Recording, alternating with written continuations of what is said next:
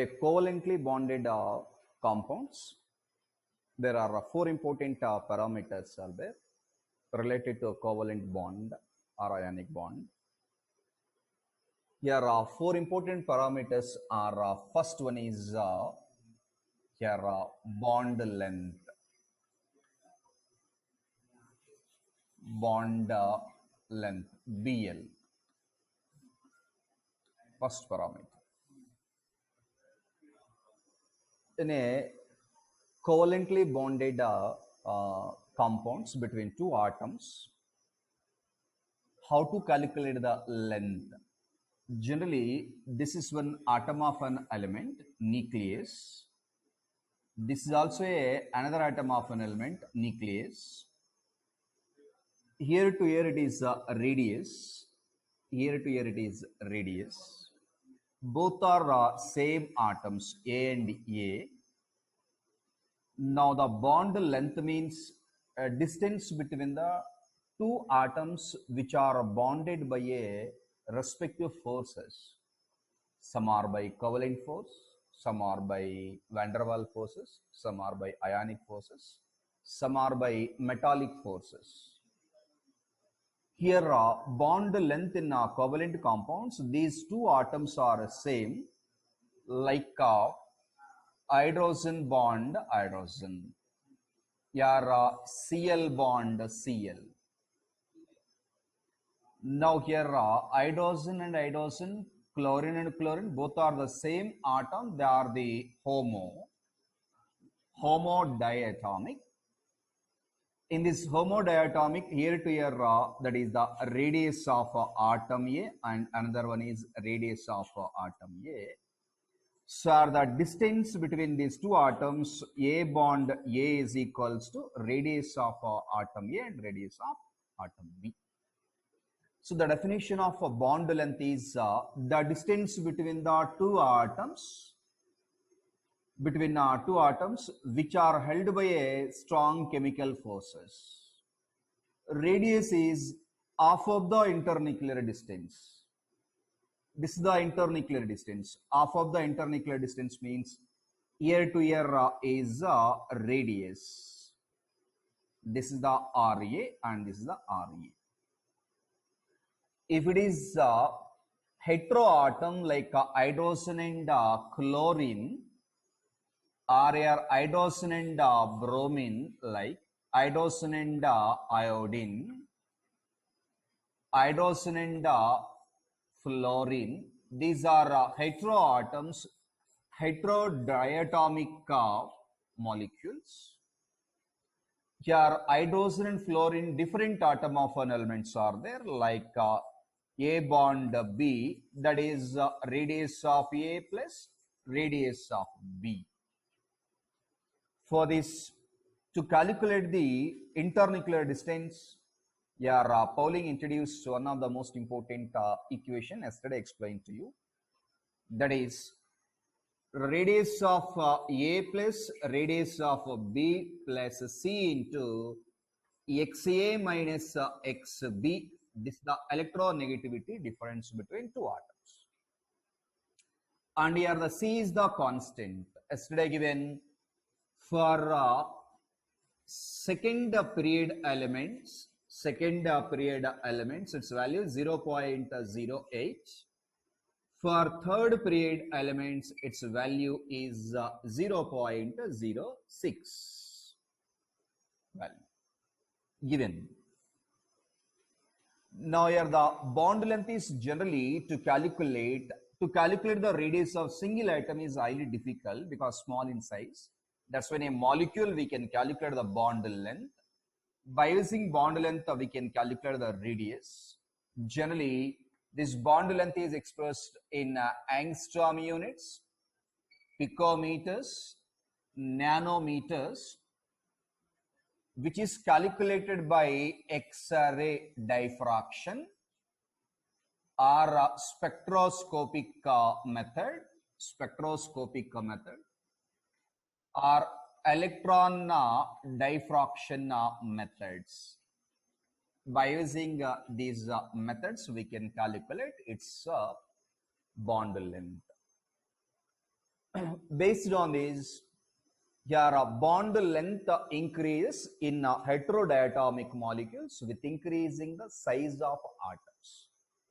See here, once we can observe this example, that is hydrogen fluoride, hydrogen chloride, hydrogen bromide, hydrogen iodide.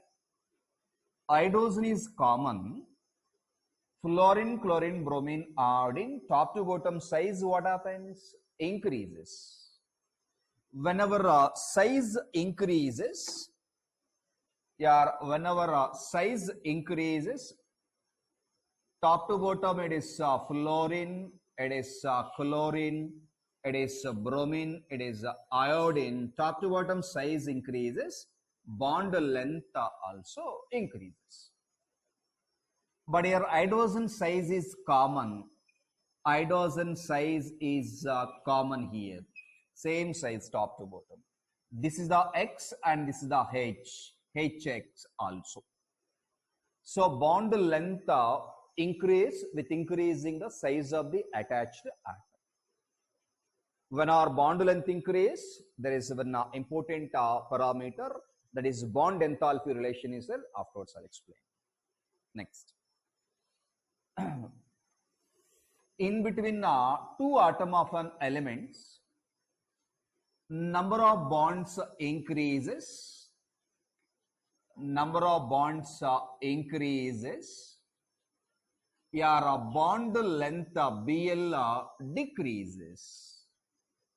See here, carbon-carbon single bond is there. Your carbon-carbon double bond, carbon-carbon triple bond also present. See here, this is a alkane. This alkane carbon-carbon single bond. Its bond length is 1.54 angstrom units or 154 picometers. Remaining bonds are hydrogen, here hydrogen, here hydrogen. Here also hydrogen, hydrogen and hydrogen. Here also carbon-carbon double bond, multiple bonds are there. Bond number of bonds increase, bond length decrease. It is a alkene. Now this alkene value bond length is 1.34 angstrom units, 134 picometers. Here alkyne. In alkyne, 1.20 angstrom units are 120 picometer values. Only one example given to you values. No need to remember these values. While doing some problems, they will give in objective. Just for understanding purpose only. So the number of bonds between two same atom of elements increase, bond length decreases. So carbon-carbon bond length is more than compared to carbon-carbon double bond, carbon-carbon triple bond than compared to carbon-carbon triple bond. Here it is sp3 and sp3 hybridization. It is sp2 and sp2 hybridization. It is sp and sp hybridization. Now in this S character is 25%. And P character is 75%. Here S percentage is 33.33. Here P percentage is 66.66. In this S character is 50% and P character also 50%. Once again, I will explain there in hybridization how to calculate the percentage. In the molecule between two same carbon atoms, like the percentage of S character increases, what happens? Bond length decreases. The percentage of P character decreases, bond length also decreases. Here, one thing we can observe, in carbon-carbon single bond, carbon-hydrogen bond length is there. And here the carbon-carbon double bond, here also hydrogen is there, here also carbon-hydrogen bond is there. And carbon-carbon triple bond, also carbon and hydrogen bonds are there. So in alkanes, carbon hydrogen bond is there. In alkanes, carbon and hydrogen bond. In alkynes, carbon and hydrogen bonds are there. But in all the three cases, carbon hydrogen bond length is not the same. Carbon and hydrogen bond length is not the same because in each and every one case like this, it influences the p orbitals.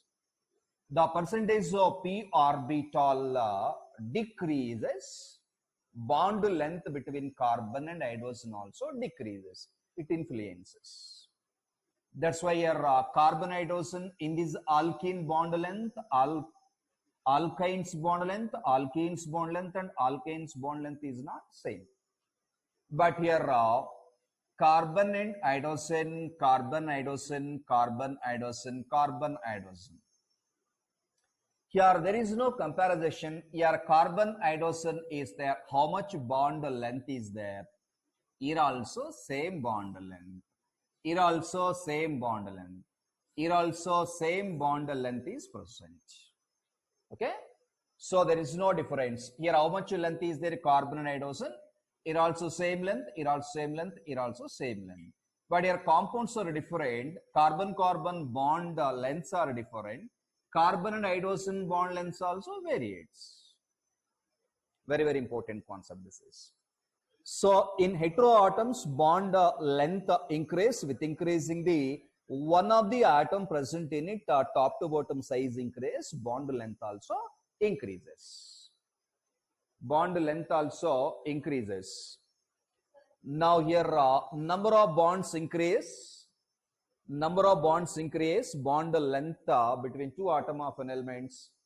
Here bond length decrease because here number of bonds attractive forces increase. Here attraction increase means bond length decreases. This is the story about bond length. This bond length BL depends on here hybridization. It depends on hybridization first point, like explained here hybridization. Depends on electronegativity of the elements. Top to bottom electronegativity decrease, bond length increases.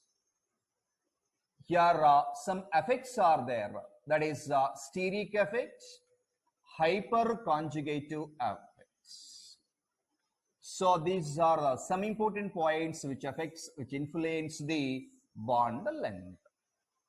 Okay, these are the some important points about the bond length.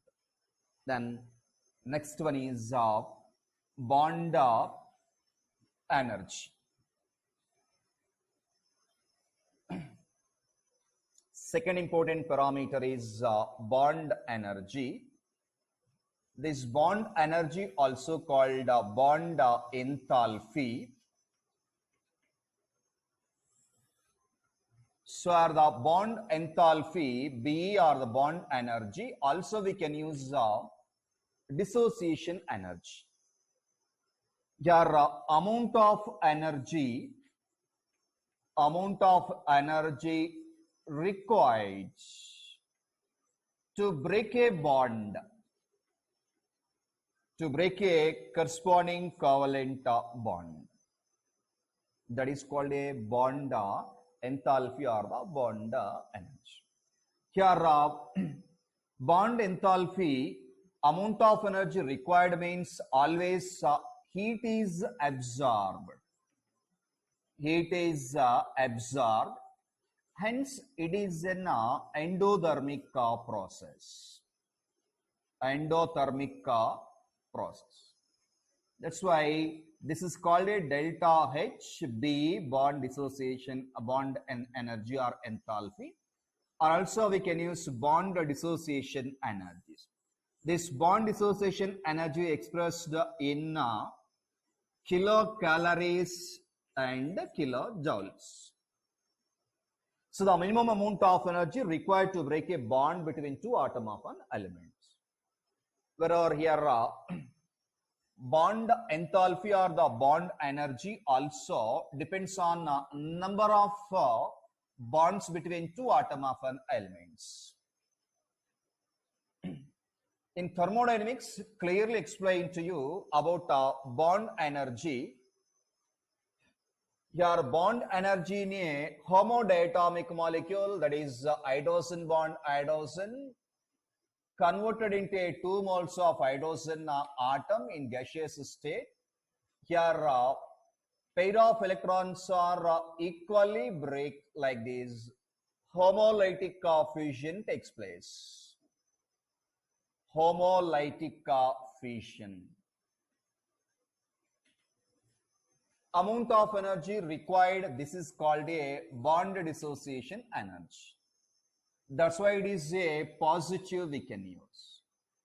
Similarly, hydrogen bond and fluorine, here these electron pairs are attracted towards the fluorine atom side. Why? Here fluorine is more electronegative.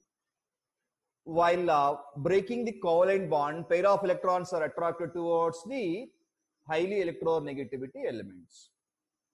This is called a here heterolytic fission. Now here it gives H atom and fluorine atom. Generally will get some ions, here atoms. Then it also dissociation energy required, that is also a positive value.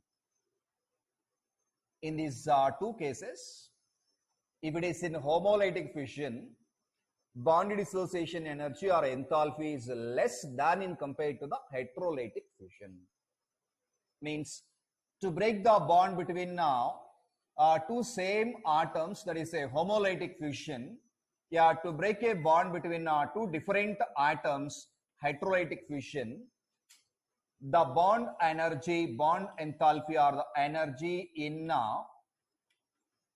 homolytic fission is less than heterolytic fission. So whenever you are to break a bond in a homodiatomic molecule, bond enthalpy is less than compared to the heterolytic. Very, very important point it is. And next point is, generally here bond enthalpy between carbon-carbon single bond, carbon-carbon double bond, carbon-carbon triple bond is there. Number of bonds between carbon-carbon. To break a bond here, only one sigma bond is present. Here one sigma and one pi bond. Here one sigma and two pi bonds are present. Yeah, to break only one sigma covalent bond, but here one sigma and in addition to sigma, one pi bond is there. Here in addition to one sigma, two pi bonds are there. That's why bond dissociation energy is more in alkenes than compared to the alkanes. And here in alkynes, bond dissociation energy is more than compared to in alkenes, because there are only one sigma covalent bond. Here on sigma, in addition to that, one pi bond also present. But individually, sigma bond strength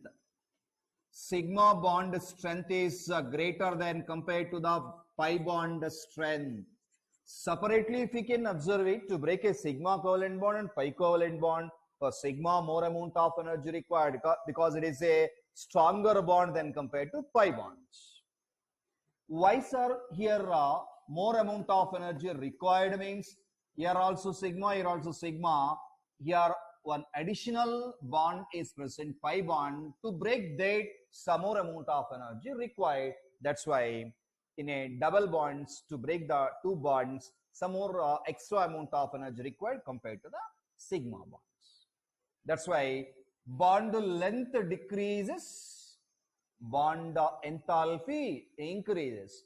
Your bond length is only 1.2, your 1.34 angstrom units, your 1.54 angstrom units. Bond length is more, bond enthalpy is less, because they are far distance. They are easy to break. less amount of energy enough to break that such a sigma covalent bond. Here also, why here homolytic fusion means electrons are lie between these two, equally breaks, electronic repulsion takes place. That's why less amount of energy. With the less amount of energy only they are ready to cleave. Whereas in this case, two electrons are attracted either A or B atom, here fluorine atom side attracts. That's why more amount of energy required. So based on this, your bond enthalpy, bond energy, it depends on bond length. Number of bonds increases, your bond length decreases, bond enthalpy increases. That's why it is also depends on bond enthalpy also depends on hybridization, electronegativity, and also lone pair of electrons. So here the bond energy depends on hybridization, your electronegativity, and LP electrons, lone pair of electrons. Here, once we can observe your hybridization, your sp3, sp2, sp3. In sp3, bond length is more between carbon-carbon, bond energy is less. And also it depends on electronegativity of the elements. And also it depends on lone pair of electrons. For that lone pair, I'll give the one best example. Just listen here. That lone pair concept is here. Your carbon-carbon single bond is there, remaining all are hydrogen, sigma bonds. Around the central atom, there is no lone pair, all are the bond pairs only. Whereas in case of nitrogen and nitrogen, if it is bonded with each other, your one lone pair is there, your lone pair is there. And in between oxygen and oxygen, two lone pairs are there on each oxygen atom. Number of lone pairs increases, bond energy decreases. Because there is no electronic repulsions, because between carbon-carbon there is no such a lone pairs. Bond strength is more, energy is more amount of energy is required to break the bond. Whereas in nitrogen, lone pairs on each nitrogen, one lone pair is there. Electronic repulsion takes place. There the bond energy decreases. Whereas here are two pairs on each oxygen atom. So this number of lone pairs decreases the bond strength. When our bond strength decreases, bond enthalpy also decreases. These are some important points about bond enthalpies. Next one is after bond length and bond energies. Next one is bond angle.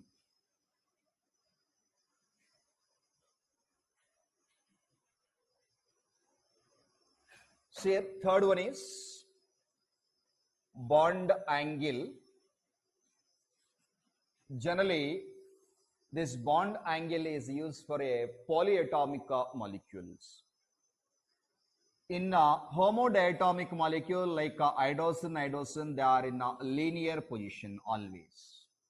That's why for homodiatomic molecules, linear always constant. Whereas in polyatomic molecules, there is a certain angle. The angle is between two adjacent atoms present in a molecules which are bonded by a certain chemical forces. For example, this is the A atom and your BC, this is our molecule. In this molecule, this is the point A. From A to B, there is one bond is there, and B to A to C also one bond is there. Between A to B and A to C, your central atom of an element. At that point, on particular point, angle between two adjacent atoms which are bonded by respective forces. To this A, B is bonded. To this A, C is bonded. Between these, there is an angle is there. That angle is denoted by generally theta. So based on this angle, shape of the molecule depends, geometry of the molecule depends. And here based on this angle, based on your number of lone pairs and bond pairs, we can decide the shape of the molecule, geometry of the molecule. Now in this bond angle, number of lone pairs increases, bond angle decreases. See here, your CH4 molecule, NH3 molecule and H2O molecule.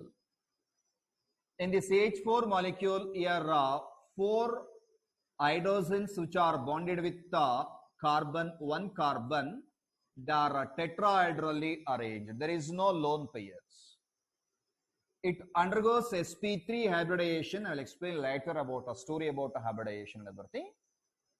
If it is sp3, geometry is tetrahedral geometry.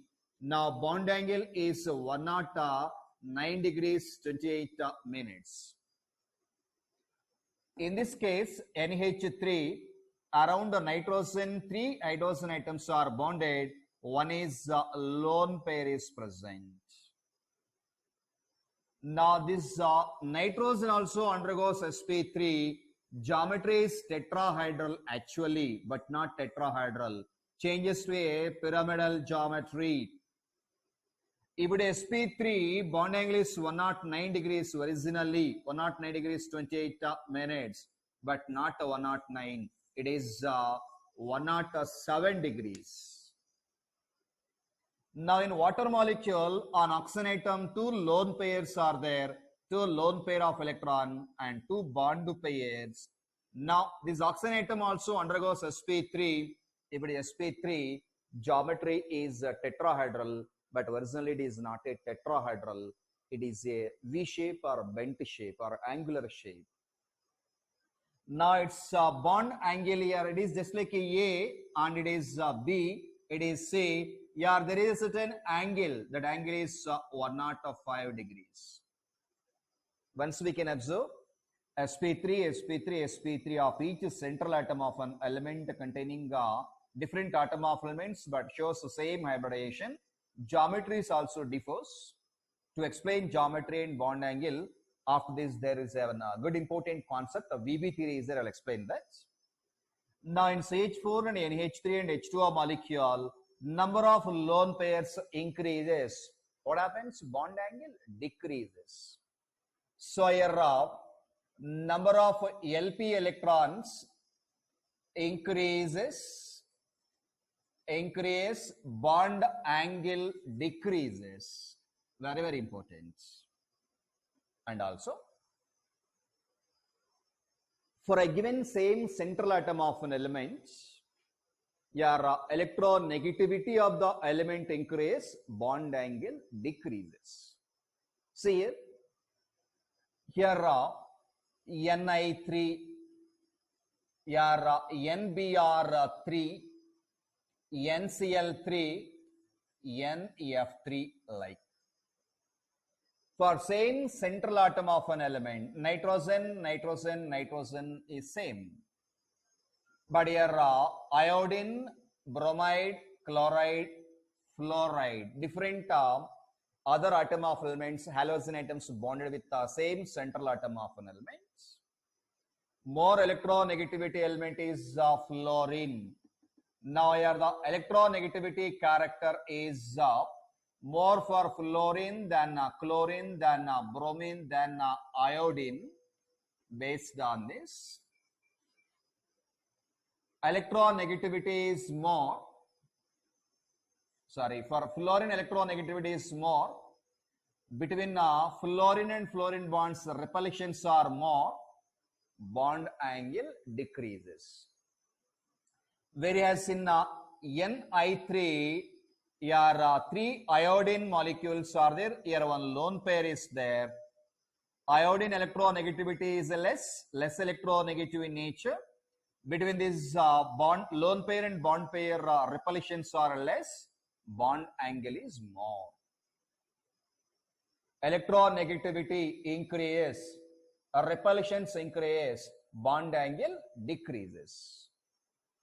Because here in this given molecule, all the molecules are having same central atom of an element, nitrogen, nitrogen, nitrogen. But here the attached elements, three elements are differ. They are having different electronegativities. Higher the electronegativity elements, attached elements, its bond angle decreases. So highest bond angle is this, then compared to this, then compared to this. Very, very important. If it is central atom, maybe differs. For second year and 15th group elements, very, very important. NH3, PH3, ASH3, SBH3, and BiH3. 15th group elements, nitrogen, phosphorus, arsenic, antimony, bismuth, hydrides of 15th group elements. So are the top to bottom bond angle, what happens? Top to bottom bond angle, what happens? Here nitrogen is more electronegative, hydrogen atoms are there here. Now here this is like nitrogen one lone pair, same here phosphorus one lone pair is present, hydrogen, hydrogen, light hydrogen, same structure like. But here electronegativity top to bottom what happens? Decreases, repulsions decreases, bond angles increases. That's why highest bond angle is present in this than compared to this. Top to bottom bond angle increases. Now decreasing order, increasing order may will ask based on their electronegativities, your bond angle also changes. In 15th group elements, second year and P block elements like hydrides of 15th group or 16th group, bond angle one concept is there. On the basis of this only, we'll get clarity about this. Okay. Last, finally, fourth one is bond order. This bond order originally after molecular orbital theory, MO theory. If we discuss after MO theory, we'll get the clarity about a bond order. Even though here introduced four important parameters, just I'll give the four important parameters. In that, last one is bond order.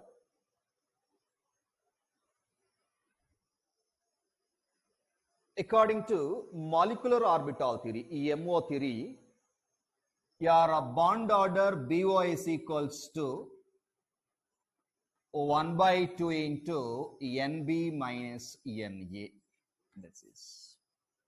Your NB is number of electrons present in bonding molecular orbitals, and Na is number of electrons present in anti-bonding molecular orbitals. So how to calculate bond order for different species? Guarantee one question from there. So from molecular orbital theory, from bond order, guarantee they can expect one question. After VB theory, Westphal theory and hybridization, I'll explain now molecular orbital theory. From molecular orbital theory, guarantee one question. So on the basis of molecular orbital theory, or bond order like we can calculate.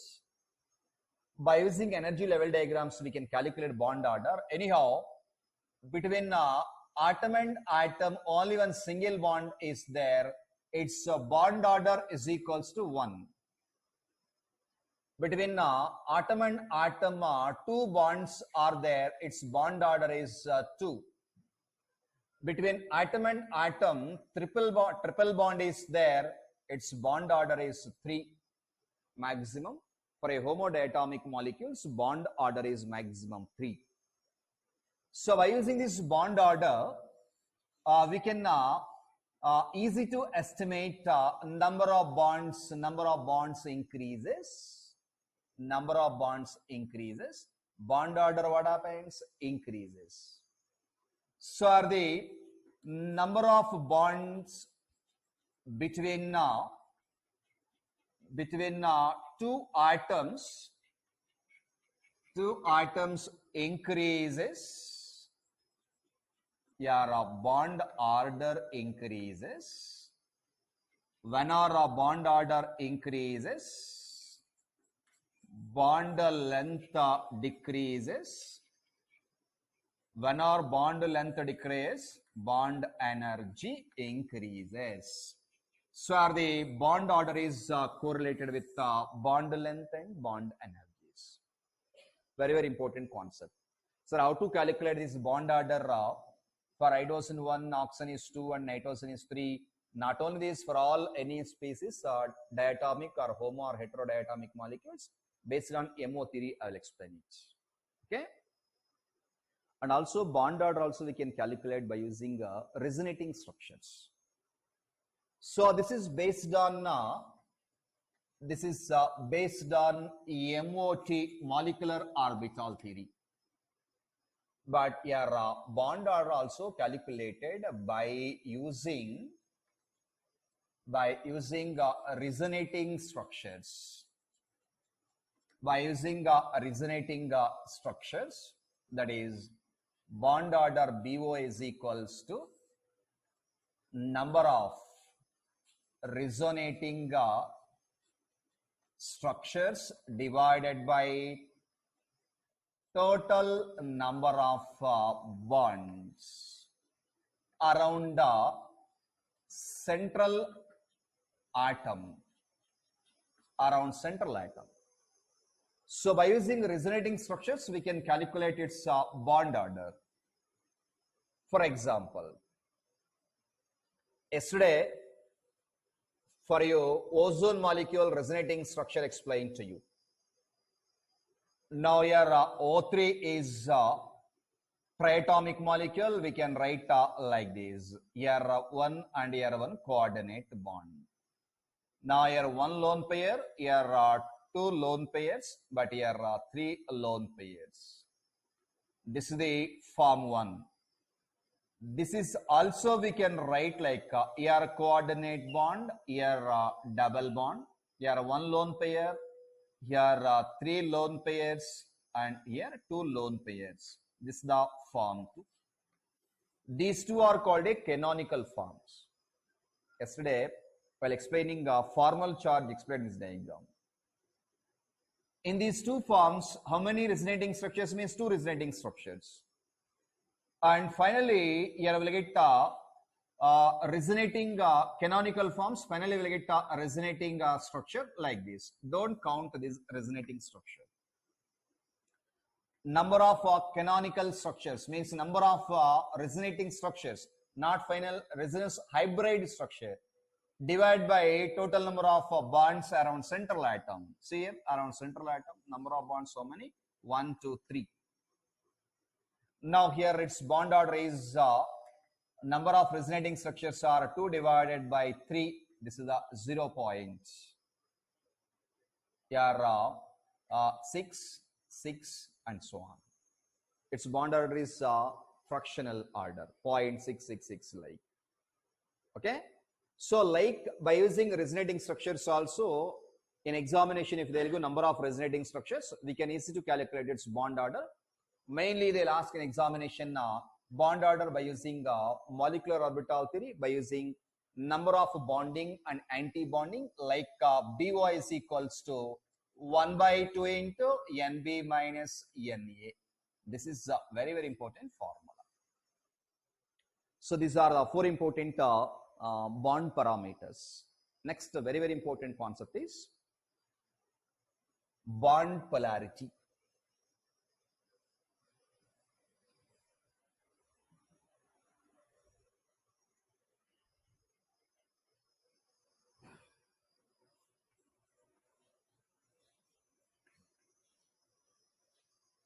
Bond polarity are polarity in covalent compounds.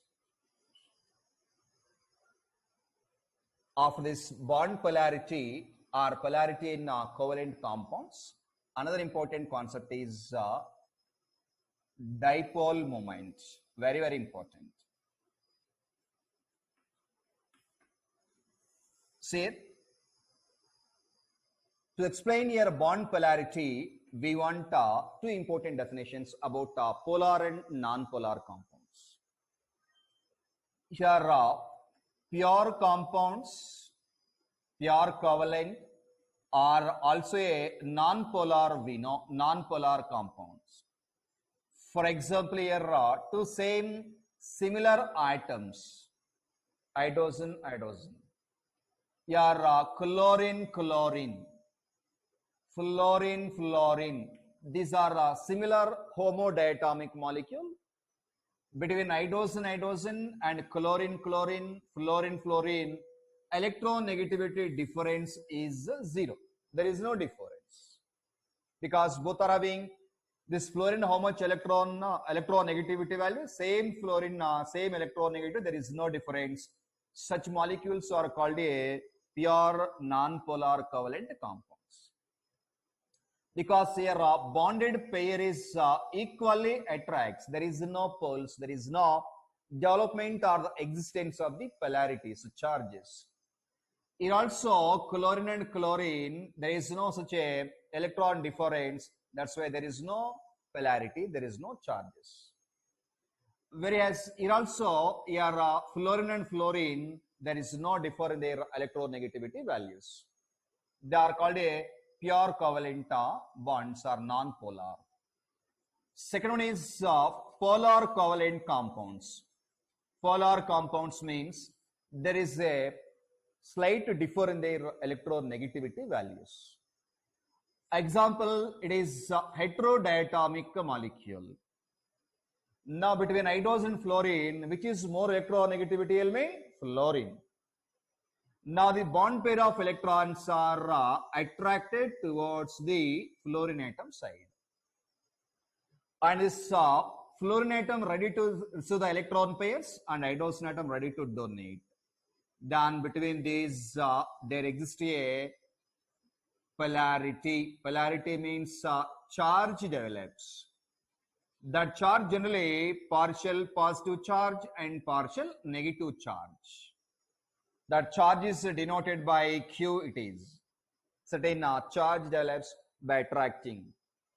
While attracting the pair of electrons between hydrogen and fluorine, there is a certain movement. These two are the two poles. That is a dipole. Moment is there. That is called a dipole moment. Now between hydrogen and fluorine, we can't guess it. It's 100% covalent or 100% ionic in nature. Yesterday explained, yeah, no compound is 100% pure ionic in nature. Some trace amount or some percentage covalent character also present. To explain that, yesterday Fuzzens will explain to you. So here to explain the ionic character, ionic percentage by using polar compounds, either in ionic or in polar compounds, Pauling introduced one important scale or method or formula, Pauling formula to calculate percentage of ionic character. That percentage of ionic character is 16 into XA minus XB plus, I'll write here, Pauli introduced one of the most important, that is Pauling formula. Pauling formula is used to calculate the percentage of ionic character.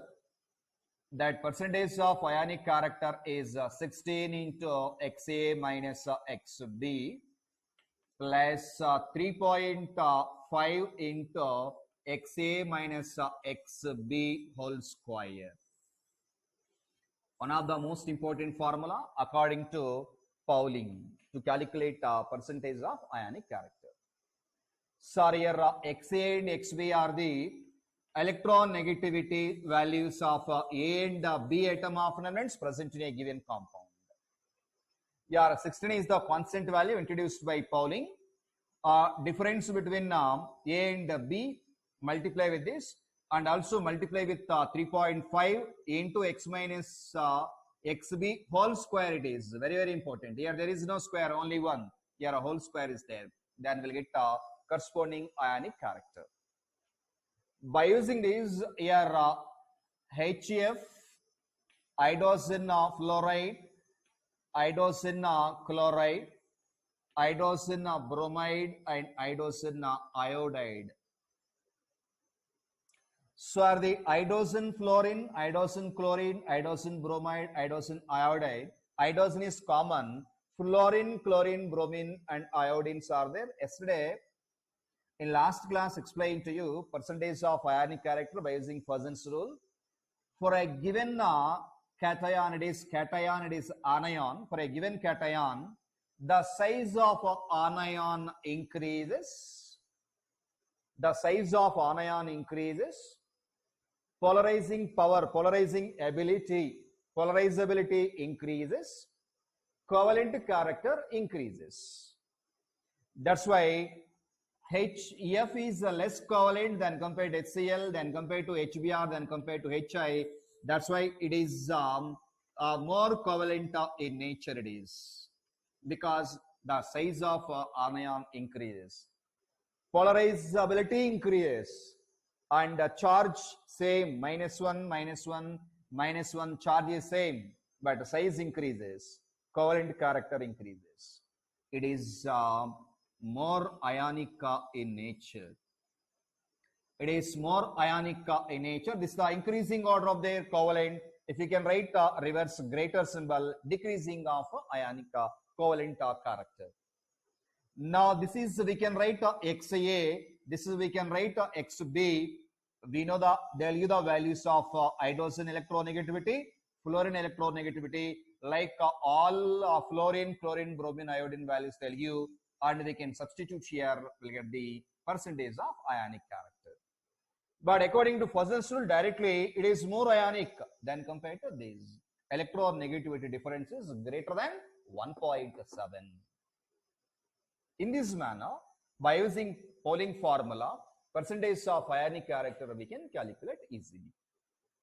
Now, by using pure and polar covalent compounds, here in pure and non-polar, there is no such a there is no such a attractive forces either A side or B side equally shares, there is no movement. Whereas in a heterodiatomic molecule like iodine fluorine, there is a certain movement. To calculate that movement by using bond polarity and polarity in a compounds, yeah, one of the most important factor introduced, that is dipole moment. Very, very important concept. Guarantee we can expect one question. So many variety applications are there here in dipole moments.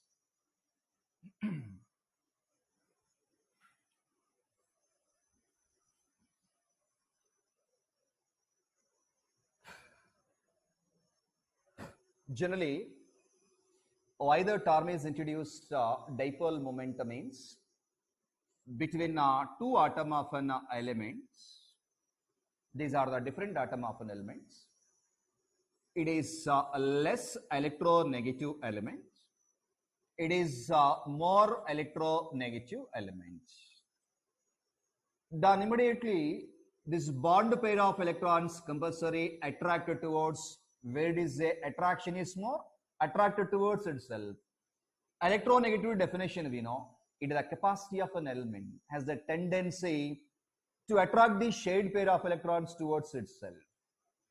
Means it is a heterodiatomic molecule and there is a differ in their electronegativity values. So it is a polar compound. In such a polar compound, there is a movement of their electron pairs, then polarities produces. To calculate that movement, I introduce a new important concept is dipole moment denoted by mu. That is generally denoted by a symbol arrow. On arrow, there is even cross line is present on tail of the arrow mark. Just it is an arrow, that is a coordinate covalent bond symbol. On this arrow, coordinate covalent bond symbol, on tail of this arrow mark, there is a cross line plus mark from less electronegative element to a more electronegativity element. This is the moment of electron pair from less electronegative to the more electronegativity element. Now this mu dipole moment is a vector quantity. So here why it is called vector quantity means it depends on both magnitude and direction. That's why it is a vector quantity. Direction means from less electronegative to more electronegative direction, in this direction, not in this direction. And it depends on magnitude, how much value, how much polarity, how much charge is produced. While donating, it becomes partial positive charge and becomes partial negative charge. This dipole moment is denoted by mu, that is the product of the charge. We can write electron charge, like depending upon the situation given data, or we can write Q and the distance between the two poles. Now here to here distance is there. Further, that is called a bond distance, bond length, and charge on each dipole. That's why here charge in coulombs we can write, and distance is in meters. That's why units for coulomb meter. The SI unit is for this SI unit is cm, coulomb meter. And in the CCS system, it is expressed in terms of ESCU, electrostatic unit, and centimeter. Generally, the unit of dipole moment is expressed in terms of dBA, capital D. The dBA is 1 dBA is equals to 1 day is equals to 3.33 into 10 to the power minus 30 coulomb meter, or 1 into 10 power minus 18 ESCU centimeter. While doing problems, they'll give the dBA values. Answer may be in coulomb meter or ES centimeter. We can use these two values. That's why here based on dipole moment, here charge into distance based on this dipole moment. One of the most important factor is percentage of ionic character. Also we can calculate by using dipole moment, that is dipole moment of observed dipole moment, or dipole moment, it is calculated value divided by dipole moment, it is theoretical, or also we can use some cases here it is experimentally determined value into 100. To confuse the students in examination, they'll give the different words. Some case they'll give the observed or calculated. They'll give the data direct dipole moment divided by theoretical or experimentally determined value into 100. By using this, we can calculate the percentage of ionic character. Already when Pauling scale given, percentage of ionic character based on Pauling scale 16 into XA minus XB plus 3.5 into XA minus XB whole square. This is also one of the most important according to Pauling.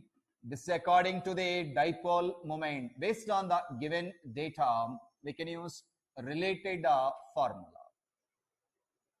Percentage of ionic character. By using all this, here dipole moment of a diatomic molecule is to calculate by using year-to-year distance and this. If it is in a molecule, polyatomic molecule, dipole moment, here the mu in Polyatomic molecules we can calculate by using a related formula, that is A to B there is a bond and A to C there is a bond. There is an angle. For this purpose only given bond parameters. Here A to B, that is a dipole moment of AB, or we can take mu1. And here the A to C dipole moment A to C, that is mu2. This is we want resultant dipole moment. That resultant dipole moment mu is equals to formula square root of here the mu1 square plus mu2 square plus 2 into mu1